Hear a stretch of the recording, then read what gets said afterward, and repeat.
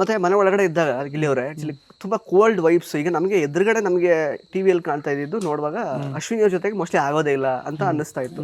ಬೇರೆ ಅವ್ರನ್ನ ಬಿಟ್ಟು ತುಂಬಾ ಸೈಲೆಂಟ್ ಆಗಿ ಯಾರಾದ್ರೂ ಕೋಲ್ಡ್ ವೈಬ್ಸ್ ಕೊಟ್ಟವ್ರು ಇದಾರ ನಿಮ್ಗೆ ಮನೆ ಒಳಗಡೆ? ಇವ್ರು ನನ್ ಕಂಡ್ರೆ ಆಗಲ್ಲ ಅಥವಾ ಇವ್ರು ನನ್ನನ್ನು ಇಷ್ಟಪಡಲ್ಲ ಅಂತ ಅನ್ಸಿದ್ಯಾ ನಿಮ್ಗೆ ಬಿಗ್ ಬಾಸ್ ಮನೆ?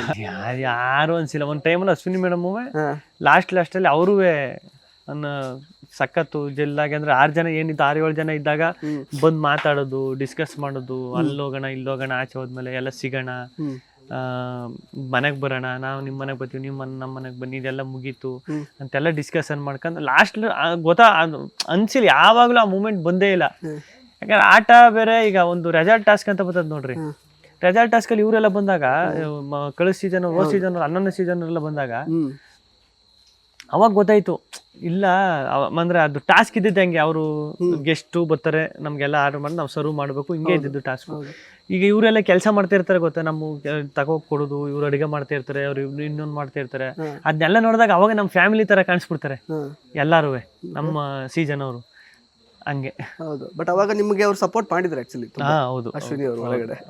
ಈ ವಿಶೇಷ ಕಾರ್ಯಕ್ರಮದ ಪ್ರಾಯೋಜಕರು ನಿದರ್ಶನ್ ಸಾರೀಸ್, ಜಯನಗರ ಮತ್ತು ರಾಮಮೂರ್ತಿ ನಗರ. ಇಲ್ಲಿವೆ ಬಜೆಟ್ ಫ್ರೆಂಡ್ಲಿ ಸಾರಿ ಕಲೆಕ್ಷನ್ಸ್, ರೇಷ್ಮೆ ಸೇರಿದಂತೆ ಎಲ್ಲಾ ಬಗೆಯ ಸೀರೆಗಳು, ಲೇಟೆಸ್ಟ್ ಟ್ರೆಂಡ್ನ ಸೀರೆಗಳು ನಿದರ್ಶನ್ ಸಾರೀಸ್ ಮಳಿಗೆಯಲ್ಲಿ ಲಭ್ಯ. ಆನ್ಲೈನ್ ಬುಕಿಂಗ್ಗೆ ಸಂಪರ್ಕಿಸಿ. ನಿದರ್ಶನ್ ಸಾರೀಸ್.com. ಕಸ್ಟಮರ್ ಕೇರ್ ಸಂಖ್ಯೆ 9606867467.